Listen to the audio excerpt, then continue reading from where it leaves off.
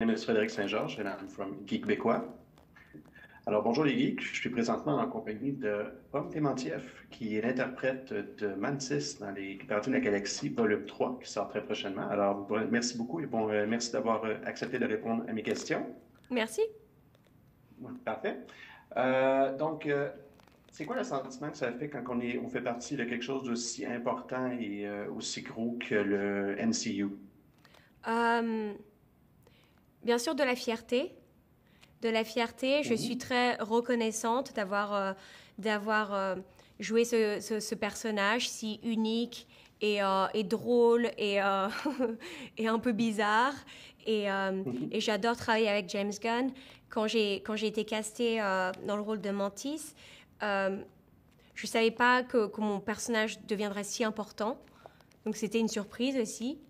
Et, euh, et même avant d'être castée dans le film, dans le volume 2, Les Gardiens de la Galaxie, le volume 1 était mon film préféré Marvel, mon film préféré de super-héros.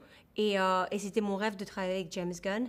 Donc, euh, donc voilà, ça a été juste génial de tourner dans ces films, aussi de tourner dans le Holiday Special. Et, euh, et voilà, ça a été tellement un- une belle évolution du personnage aussi. Mhm. Justement, parlant d'évolution du personnage, à quoi les gens peuvent s'attendre du personnage de Mantis dans les Gardiens volume 3?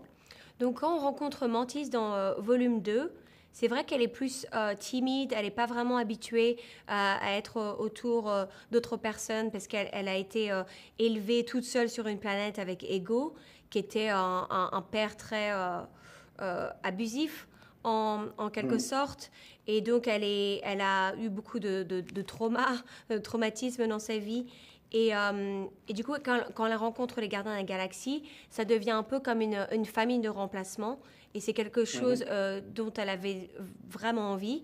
Et elle découvre qu'elle a ce frère aussi, Peter Quill. Et, euh, Mhm. et du coup, en passant du temps avec eux, elle, euh, elle gagne de la confiance en elle. Et, euh, Mhm. et, et elle devient plus forte en quelque sorte.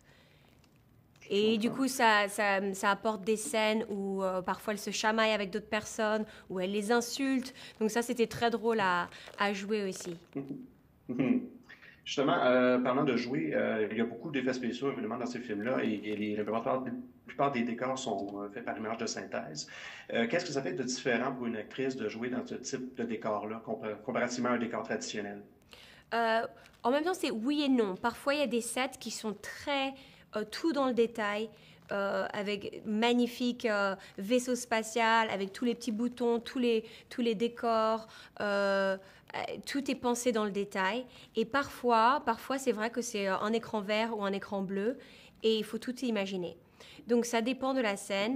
Mhm. Mais moi, ça me rappelle aussi quand j'ai commencé à prendre des leçons en école de théâtre, où on était sur scène et tout est noir et tout est vide et on doit imaginer tout.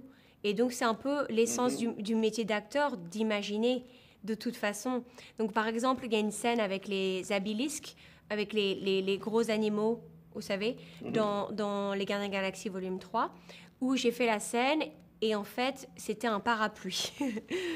donc, donc ça, c'est sûr qu'il a fallu que j'imagine tout. Et après, quand on voit la scène, Mhm. c'est vraiment beau avec les effets spéciaux. Les animaux sont énormes et en même temps un peu flippants. Et c'est génial. Mais c'est vrai que quand j'ai tourné la scène, c'était un parapluie. Je comprends. Mais je vous remercie énormément d'avoir répondu à mes questions et je vous souhaite une excellente journée. Merci, vous aussi.